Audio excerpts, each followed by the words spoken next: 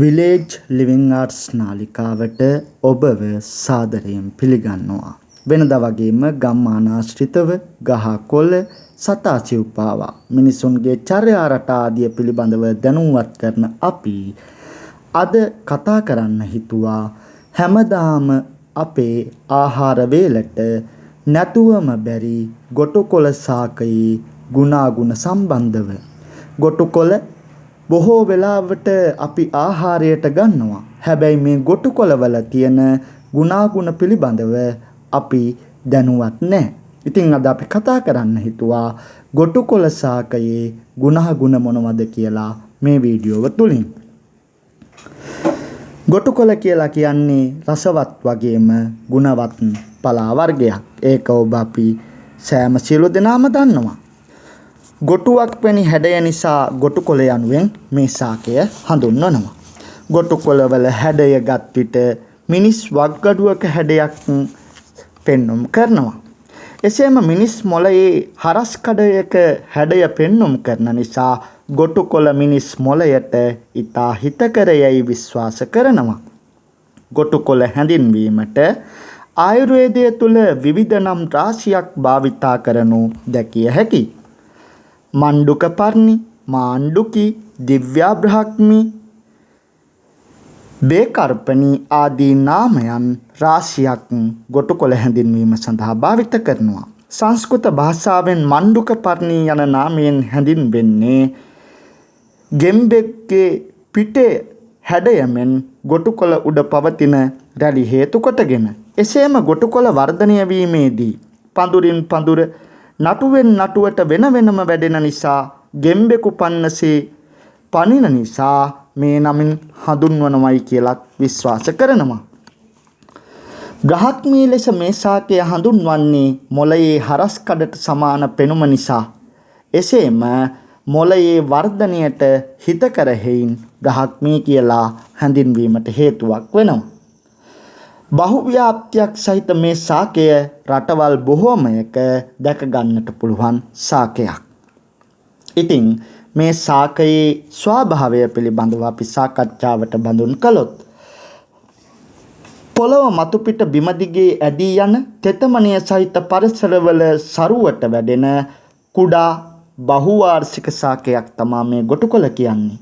pH අගය 6ත් 7ත් අතර පවතින සුළු වශයෙන් ආම්ලික වූ ජල වහනය යහපත් මට්ටමක පවතින පසෙහි සරුවට ගොටුකොළ වැවෙනවා. අඩි 2ත් 3ත් අතර දිගට බිම දිගේ යන වැල් ශාකයක් වූ ගොටුකොළ වැලෙහි ඇති ගැටවලින් මුල් හටගෙන වැඩෙන අතර නව පඳුරු බිහි කරනවා. මෙහි මල් ඉතා කුඩා වන අතර රෝස පැහැයට හුරු රතු පැහැයක් දැකිය හැකියි. ගොටුකොළ ග්‍රෑම් 100ක අඩංගු පෝෂක පිළිබඳව විස්තර කළොත් කැලරි ග්‍රෑම් 3ක්, කාබෝහයිඩ්‍රේට් ග්‍රෑම් 6ක්, යකඩ මිලිග්‍රෑම් 62.8ක්, බීටා කැරෝටින් මයික්‍රෝග්‍රෑම් 3600ක්, ප්‍රෝටීන 2.1 ග්‍රෑම් ප්‍රමාණයක්, කැල්සියම් 224ක් මයික්‍රෝග්‍රෑම්, විටමින් ගත්තාම විටමින් C 40ත් 60ත් අතර මයික්‍රෝග්‍රෑම් ප්‍රමාණයක් මේ ගොටුකොළවල අන්තර්ගත වෙනවා. ශුද්ධ ඛනිජ ලවණ ගත් විට chromium, copper, zinc, cobalt, magnesium, සොල්පියම්, සෝඩියම් ආදී ශුද්ධ ඛනිජ රාශියක් ගොටුකොළ තුල අන්තර්ගත වෙනවා.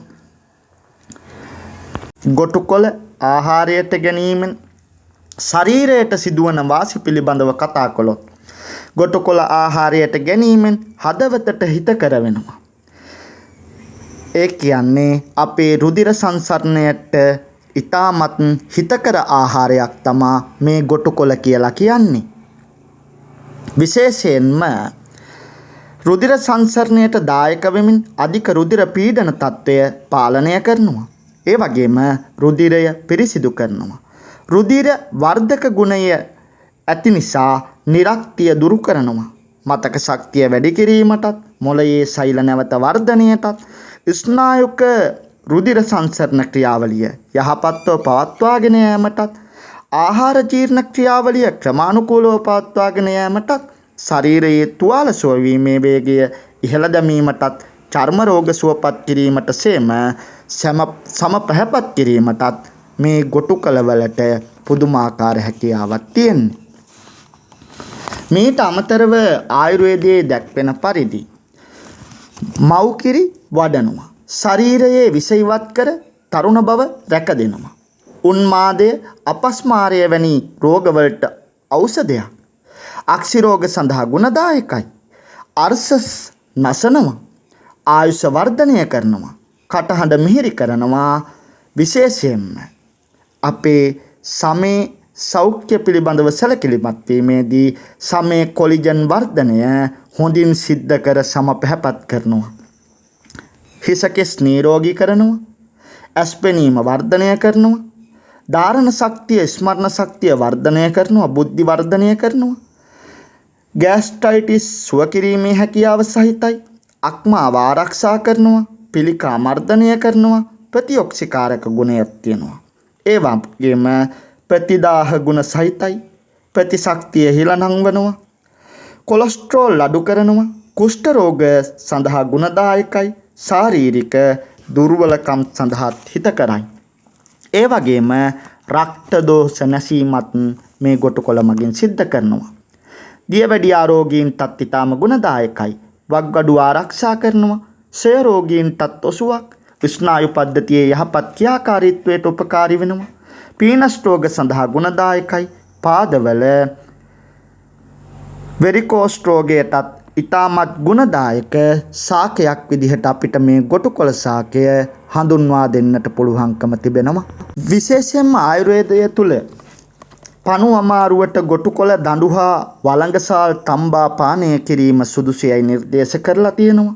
ඒ වගේම අපස්මාරයට ගොටුකොළ යුස එලකිරි සමග බීමට දෙනවා. ඒ වගේම ගොටුකොළ එලකිරෙන් අඹරා එයට තල තෙල් දමා හිසේ ආලේප කිරීම මගින් හිසකෙස් ඝනව වැඩෙනවා.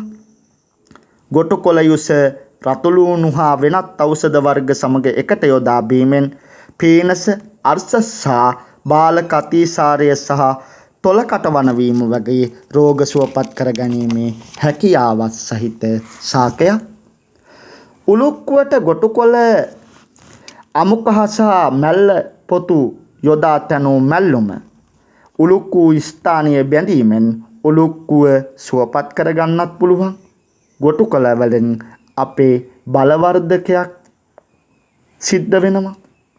ධාරණ ශක්තිය ලැබීමට ගොටුකොළ චූර්ණය ඉතාමත් අගනේ. ඒ වගේම දිවි මකුළු විසට ගොටුකොළ යුස ප්‍රත්‍යක්ෂයි.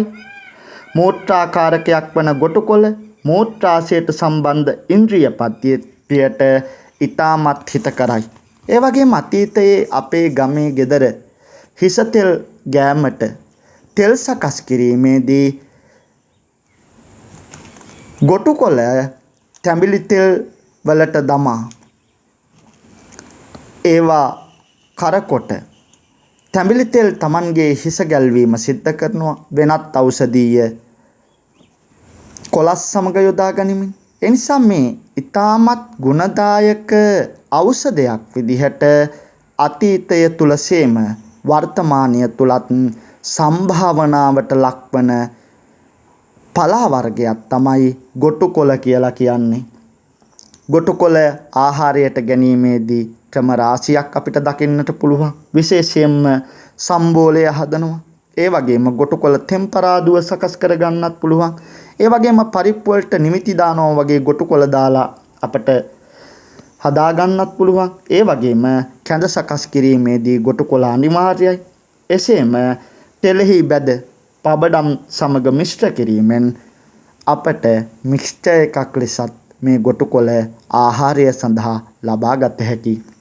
ඉතින් මේ විදිහට ගොටුකොළ කියලා කියන්නේ විශේෂයෙන්ම ජන ජීවිතයේ ගැමි හෝ වේවා නාගරික පරිසරය තුළ හෝ වේවා ඊටමත් බහුලව ආහාරයට එක් කරගන්නා පලා වර්ගයක් ලෙස අපට හඳුනා ගන්නට පුළුවන්කම තිබෙනවා. ඉතින් අද අපි ඔබව දැනුවත් කළේ ගොටුකොළ සම්බන්ධව. මේ වගේ තවත් බොහෝ දේ දැන ගැනීම සඳහා නිරන්තරයෙන්ම විලේජ් ලිවිං ආර්ට්ස් නාලිකාවත් සමග රැඳී සිටින්නට කියලා ඔබගෙන් ඉල්ලා සිටිනවා. බෙහෙවින්ම ස්තුතියි.